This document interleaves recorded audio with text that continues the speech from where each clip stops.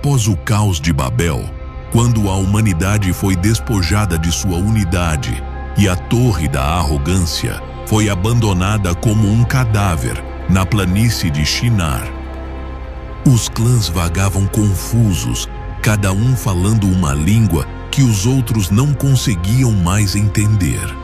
Foi um julgamento de Deus, mas também um novo começo. Os cananeus, filhos de Cam, descendentes de uma linhagem marcada pela desobediência, vagaram das ruínas de Babel para novas terras, movidos pelo desejo de grandeza, ambição e domínio. Eles caminharam por dias, semanas, talvez anos, cruzando desertos cruéis, colinas escaldantes e vales sem nome. Até que um dia, eles chegaram ao Vale do Jordão. Ali, diante de seus olhos, um paraíso se descortinava. Uma planície verde, úmida e fértil, coberta de árvores frutíferas, campos dançando com espigas douradas de trigo e um rio que serpenteia por ela, como se a própria terra estivesse respirando. E ali disseram: aqui edificaremos a nossa glória, aqui restauraremos Sodoma. A fundação foi brutal, assim como a vontade de seu povo. Sodoma foi construída com sangue e fogo, pois cada pedra foi arduamente conquistada, cada centímetro de terra irrigado com suor e conquista. Os cananeus trabalhavam como homens possuídos. Eles esculpiram a rocha com ferramentas de bronze, traçando ruas retas que cruzavam a cidade como veios de ordem e poder. Eles construíram muros altos, grossos e invencíveis, como se desafiassem o mundo a tentar entrar sem permissão. Eles dominaram a engenharia. Eles construíram canais perfeitos que traziam as águas do Jordão para seus campos, suas praças, seus jardins. Eles dominavam a agricultura e a terra, como que encantada, respondia-lhes com abundância: figos, tâmaras, cevada, uvas e linho. Logo, a cidade começou a atrair povos distantes. Comerciantes chegavam do Egito, caravanas da Arábia, viajantes da Anatólia. Todos queriam ver a joia da planície. As casas de Sodoma eram altas, feitas de pedra branca, com portas largas e terraços espaçosos. Tecidos roxos pendiam como bandeiras na brisa, e o aroma de incenso e pão fresco assado se misturava no ar. Havia fontes esculpidas com cenas mitológicas, jardins suspensos irrigados por canais escondidos, e praças onde músicos tocavam alaúdes, tambores e flautas. À noite, a cidade brilhava com tochas, dança, música, risos e excessos. A cidade era rica, muito rico. O comércio era sua alma. As caravanas chegavam carregadas de ouro, marfim, pedras preciosas, óleos perfumados, vinho temperado e até escravos. Os ferreiros de Sodoma forjavam armas finas. Escultores esculpiram imagens de deuses com detalhes tão vívidos que pareciam respirar. Os alfaiates trabalhavam linho, seda, couro, tudo com excelência. E quando chegou a hora de estabelecer um trono, o povo elegeu o mais astuto, o mais carismático, o mais ambicioso de todos: Bera, o primeiro rei de Sodoma. Bera era jovem, com um rosto impecável e uma língua sedutora. Ele possuía o talento perigoso de fazer o imoral parecer certo e o torto brilhar como virtude. Ela governava com um sorriso encantador, mas por trás dele havia uma corrupção tão profunda quanto silenciosa. Sob seu reinado, Sodoma atingiu o esplendor de sua glória e também desceu às sombras de sua mais escura decadência. Por outro lado, ao mesmo tempo em que Sodoma se erguia nas terras férteis do Jordão como uma cidade de poder e ouro, Gomorra foi construída mais ao sul, à sombra de sua irmã mais velha, mas com um coração diferente, mais sutil, mais decorado, mais inebriado de arte e prazer. Se Sodoma era uma joia esculpida com força e ambição, Gomorra era uma flor venenosa de beleza irresistível. Sua fundação era menos brutal e mais estética. Os cananeus que a fundaram eram escultores, músicos, poetas e arquitetos, amantes dos detalhes e da forma. Eles escolheram as colinas suaves ao sul do vale, onde o sol se punha com uma luz dourada ao anoitecer. Ali construíram templos delicadamente decorados, ruas de pedra polida e casas que pareciam palácios, adornadas com jardins suspensos, cortinas de linho tingidas de roxo e azul e fontes onde a água caía como música. Gomorra não competiu com Sodoma em força, mas em elegância. Era a cidade onde as artes floresciam, onde as canções contavam lendas e os teatros encenavam dramas de deuses e paixões humanas. O povo se entregou ao deleite dos sentidos. Cada festival era uma celebração do corpo, dos prazeres, da liberdade ilimitada. Ali, o sagrado se confundia com o sensual. Os rituais de fertilidade tornaram-se espetáculos de massa, onde homens e mulheres, embriagados de vinho e desejo, entregavam-se sem vergonha, sem moral, sem consciência. O primeiro rei de Gomorra foi Birsha, um homem com um rosto afiado, uma voz envolvente e um olhar inebriante. Ele era um mestre na arte de agradar o povo. Sob sua liderança, a luxúria se tornou institucionalizada e o prazer se tornou lei. Ele não governou pela força, mas pela sedução. Birsha fomentou uma cultura de liberdade absoluta, onde toda forma de desejo era válida. E assim, Sodoma e Gomorra se tornaram uma dupla infernal, duas joias de poder e perversão na planície do Jordão. Cada um alimentou a corrupção do outro. Entre as muitas abominações que cometeram estava a homossexualidade. Os primeiros sinais vieram com abundância.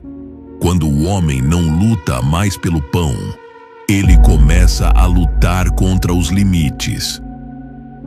E os homens de Sodoma, ricos, ociosos e orgulhosos, começaram a perverter os desejos naturais. Eles pararam de procurar mulheres e começaram a cobiçar outros homens, primeiro em segredo. Então entre seus círculos de poder e logo, sem nenhuma vergonha, nas ruas, nas praças, nas portas das casas. Este pecado não era uma simples prática oculta, nem um desvio passageiro. Era cultura, era a norma, era um orgulho institucionalizado.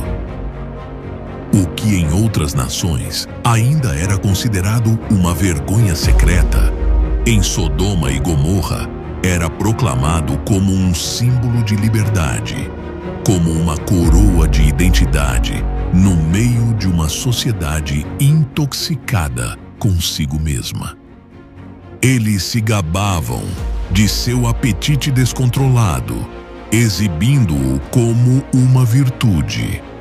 Nos banquetes do rei, era comum que os convidados se entregassem a relacionamentos com jovens trazidos como oferendas de desejos.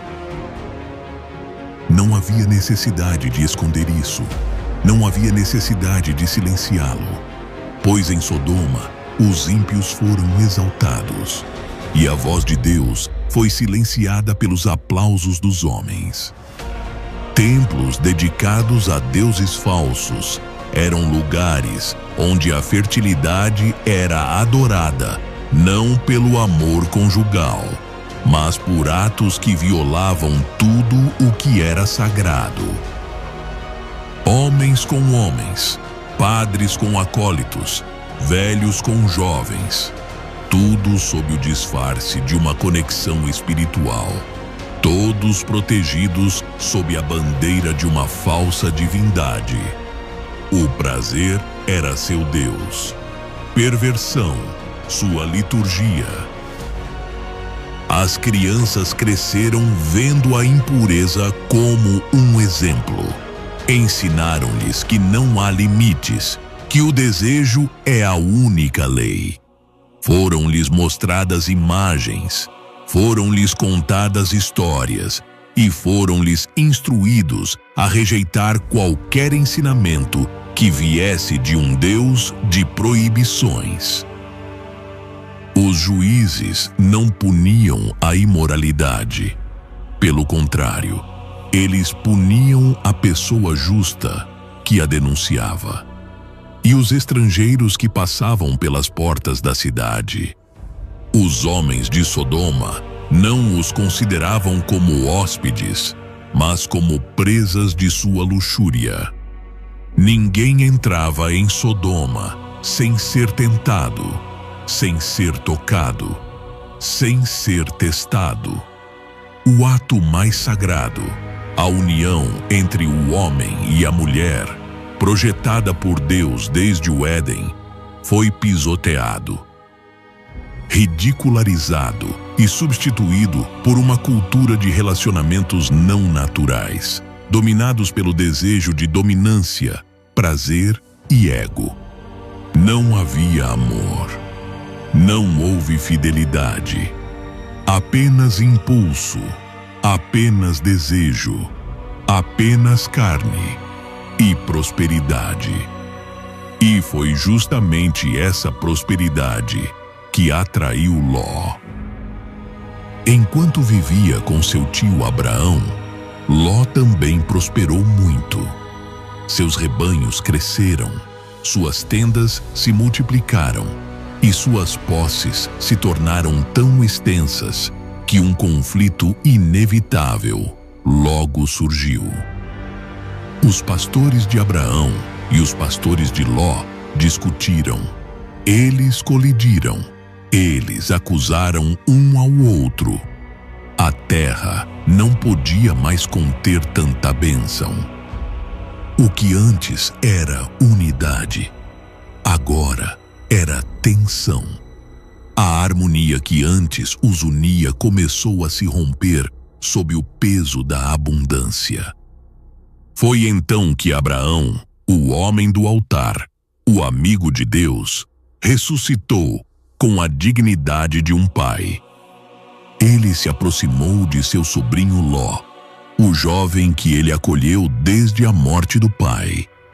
Ela olhou para ele com ternura mas também com firmeza, e disse: que não haja conflito entre mim e você.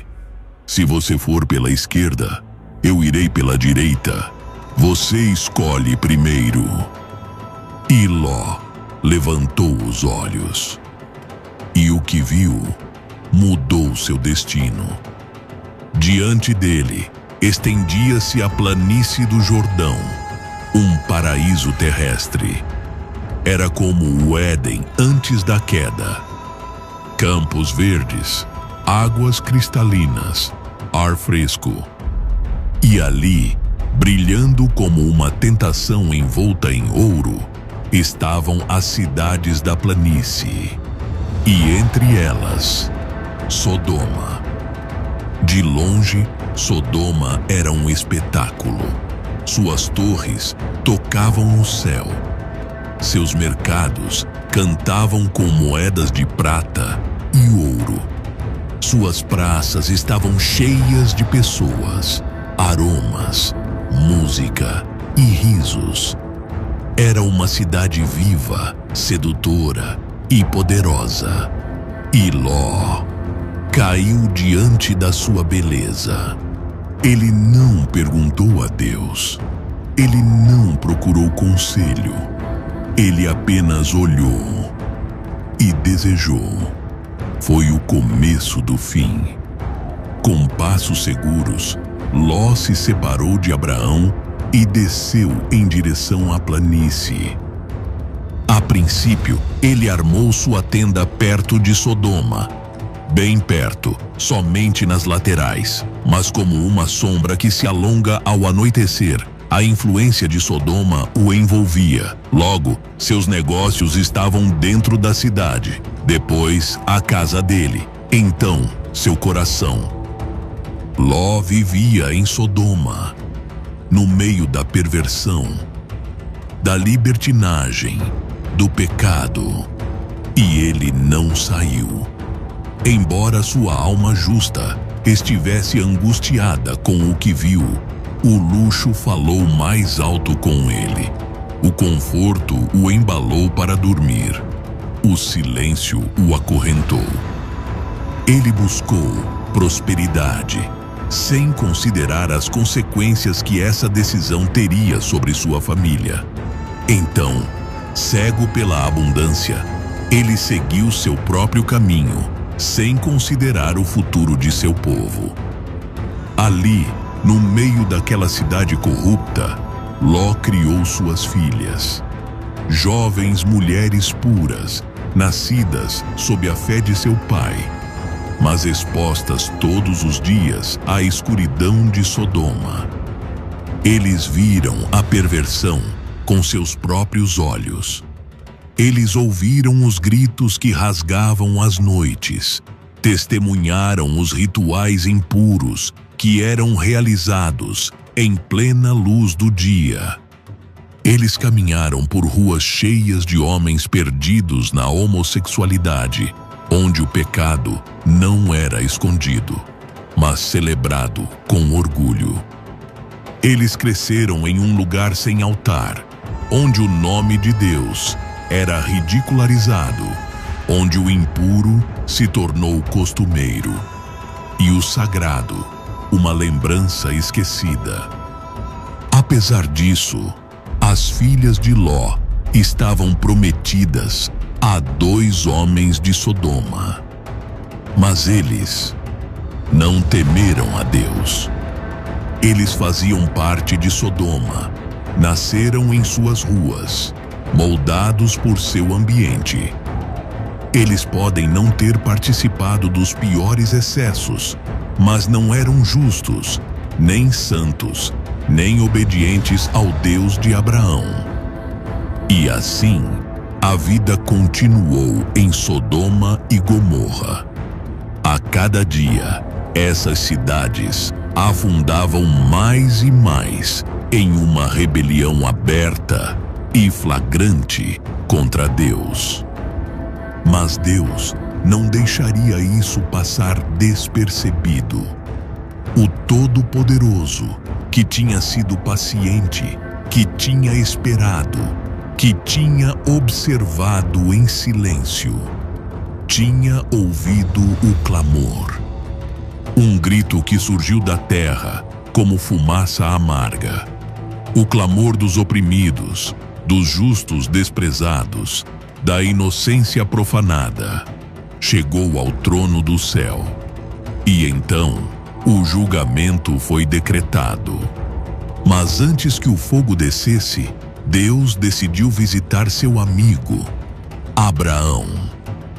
No calor do dia, enquanto o patriarca estava sentado na entrada de sua tenda, o Senhor apareceu a ele, acompanhado por 2 homens celestiais. Abraão os viu, correu em sua direção e os honrou, sem saber que naquele momento estava prestes a ouvir uma frase que abalaria seu coração. O clamor contra Sodoma e Gomorra é grande, disse o Senhor, e o seu pecado é muito grave. Vou descer agora e ver se cometeram a sua iniquidade. Abraão estremeceu. Ele pensou em seu sobrinho Lot, na sua família, na possibilidade, ainda que remota, de que ainda houvesse pessoas justas em meio a tanta escuridão. E com lágrimas na alma e voz trêmula, ele intercedeu diante de Deus: destruirás também o justo com o ímpio? Senhor, se houvesse 50 justos, os destruirias? E Deus respondeu: se eu encontrar 50 justos em Sodoma, pouparei a cidade inteira por amor deles. E Abraão insistiu: e se fossem 45, 40, 30, 20, 10? Mas em cada apelo, a resposta era a mesma: se houver 10 justos, eu perdoarei. Contudo, em toda a terra de Sodoma e Gomorra, nem mesmo aquele pequeno raio de luz foi encontrado. O mal contaminou tudo. Até mesmo os noivos das filhas de Ló zombaram da mensagem de salvação. E então, os 2 anjos partiram para Sodoma. Eles desceram das alturas na forma de homens, portadores do julgamento de Deus. A cidade ainda cantava, ainda ria, ainda se deleitava com seu pecado, sem saber que sua noite final havia começado. Quando chegaram, Ló estava sentado no portão da cidade. Não estava ali por acaso. Ele estava em sua posição de juiz, cumprindo seu dever entre uma geração perversa. E quando ele os viu, algo dentro dele estremeceu. Ele se levantou imediatamente, prostrou-se no chão e implorou que entrassem em sua casa. Eles concordaram com o convite e entraram na casa de Ló. Eles fecharam a porta atrás deles, e a noite caiu sobre Sodoma, como um cobertor espesso e silencioso. Mas o inferno estava prestes a acontecer. Não demorou muito. A notícia se espalhou como fogo. Estranhos chegaram, homens novos, diferentes, e os rumores despertaram a luxúria adormecida da cidade. De cada esquina, de cada casa, de cada rua imoral, eles começaram a se reunir. Jovens e velhos, todos os homens de Sodoma, vieram e cercaram a casa de Ló como uma matilha de cães sedentos. Houve uma batida na porta. Eles estavam gritando. Eles exigiram: onde estão os homens que vieram passar a noite na sua casa? Jogue-os fora Queremos fazer sexo com elas. A perversão não estava mais escondida. Agora ela exigia. Ele queria penetrar até o último canto, até a morada dos justos. Ló saiu de casa em desespero. Ele fechou a porta atrás de si e encarou a multidão com o coração batendo forte. Eu imploro a vocês, meus irmãos, que não façam esse mal. E então, num ato desesperado, talvez influenciado pela cultura que o cercava, Ló ofereceu suas próprias filhas.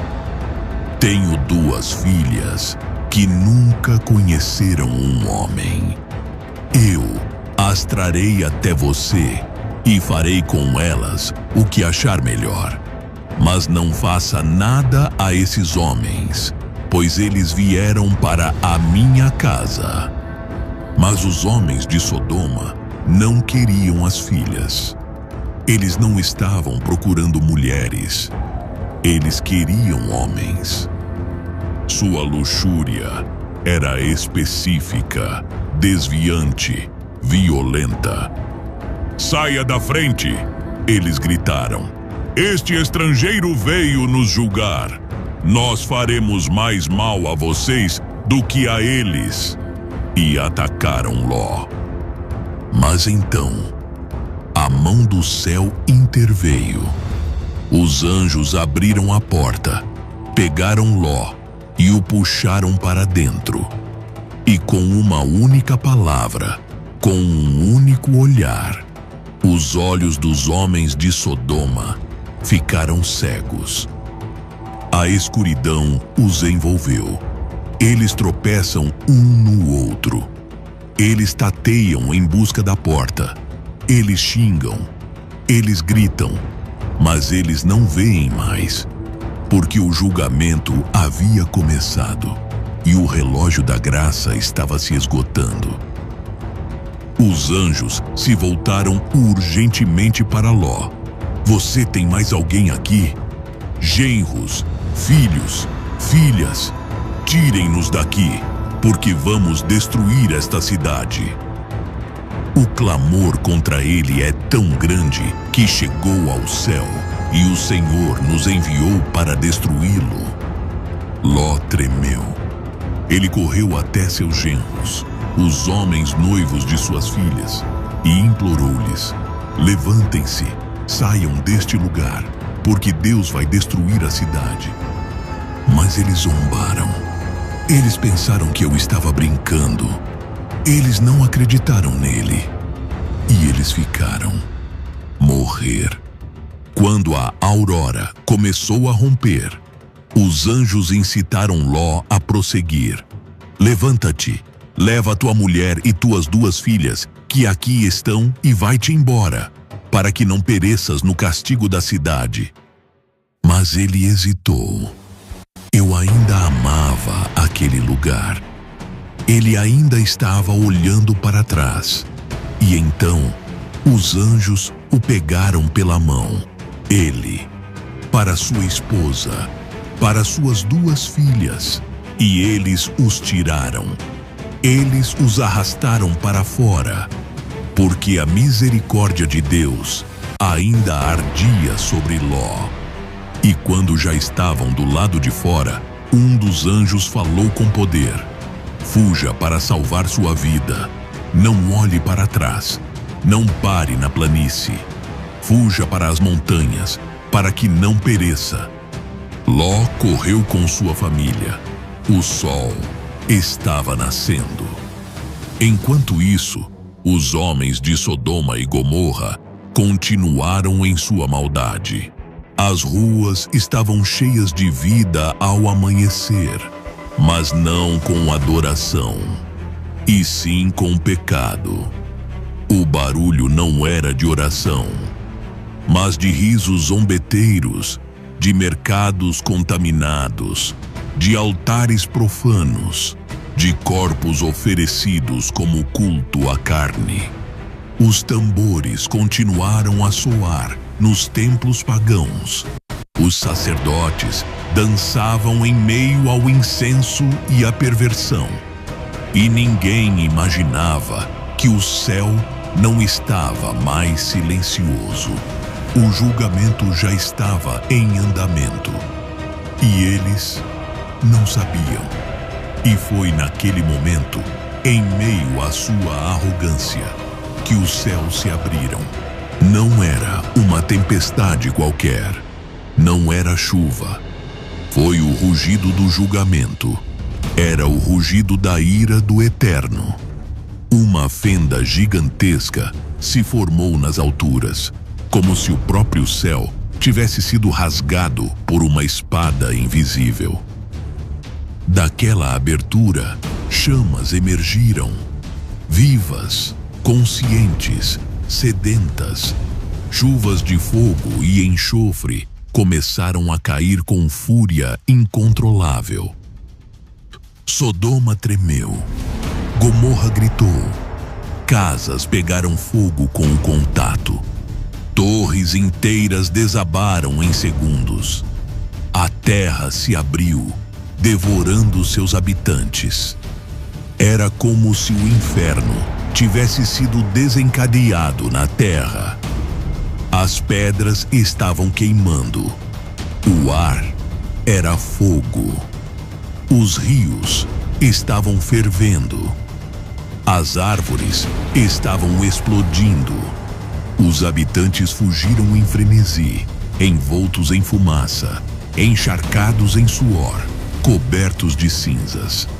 Mães arrastavam seus filhos descalços pelas ruas em chamas.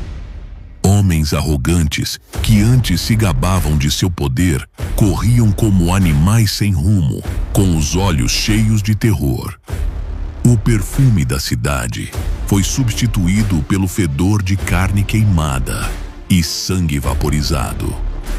Alguns imploraram aos seus deuses, outros se ajoelharam olhando para o céu, mas a resposta foi mais fogo. Os telhados estavam queimando. As esculturas derretiam como cera.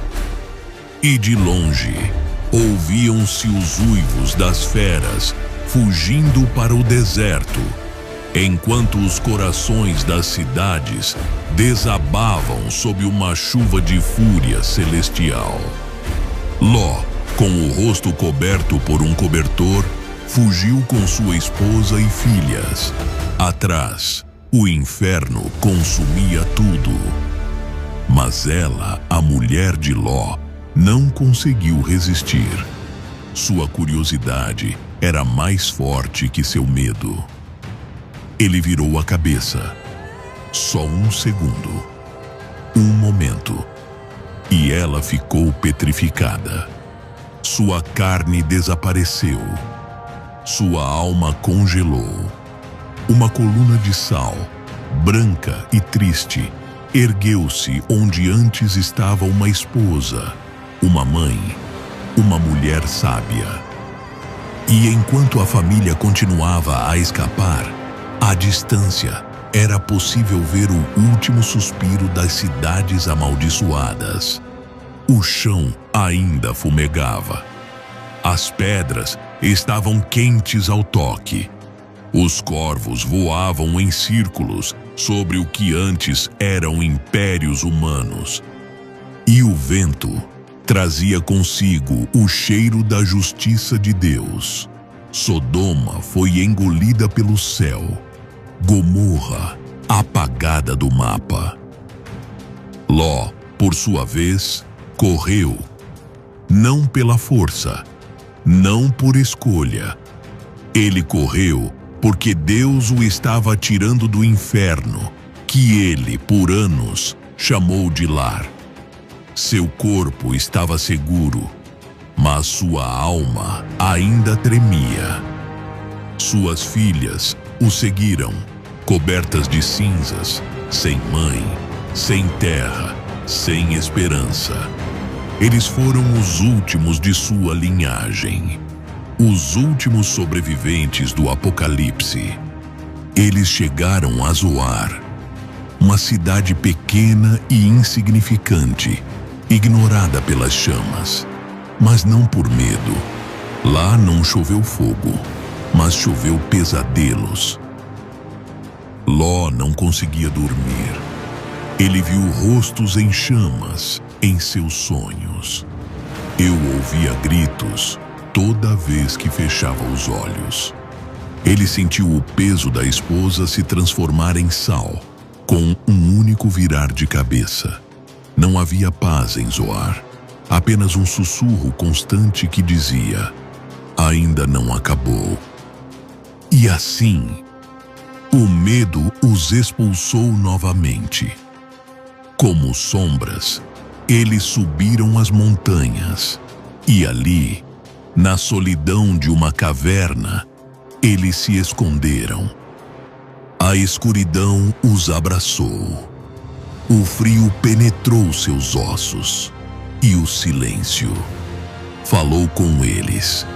Naquele abismo de solidão, sem homens, sem gente, sem esperança, as filhas de Ló começaram a conversar entre si. Eles cresceram em Sodoma, em meio a orgias, idolatria e perversão. Embora tenham escapado do julgamento, o julgamento não lhes escapou. E ali, entre as pedras, a ideia brotou. Uma ideia que só pode nascer de um coração deformado pelo pecado. Não há homem na terra que possa entrar em nós. Vamos embriagar nosso pai e deitar-nos com ele para conservarmos a descendência. E assim fizeram. Na primeira noite, eles prepararam o vinho, serviram e serviram. Ló bebeu até ficar inconsciente. E quando o silêncio reinou, a filha mais velha entrou na caverna. Ela dormiu com o pai. E ele não sabia quando se deitava ou quando se levantava. O pecado foi semeado. Na noite seguinte, eles repetiram o ato. A mais nova seguiu os passos da irmã. Ló, bêbado novamente, dormiu com sua segunda filha, e ele também não sabia. Naquelas noites escuras, no fundo da caverna, o pecado que Deus havia enterrado sob o fogo ressurgiu no ventre daquelas jovens mulheres. E daqueles ventres nasceram Moabe e Ben-Ami, dois nomes que seriam uma maldição por gerações. Duas cidades que ergueriam altares pagãos, que eles queimariam seus filhos em sacrifícios, que eles iriam guerrear contra Israel, que blasfemariam o nome do Deus vivo. O pecado de Sodoma não morreu com o fogo. Ele se escondeu em uma caverna, multiplicou-se e se tornou uma nação. E assim o mundo aprendeu uma lição esquecida. Não basta fugir do julgamento. Você tem que ser transformado, porque senão, a maldição que destruiu uma cidade será instalado em sua linhagem.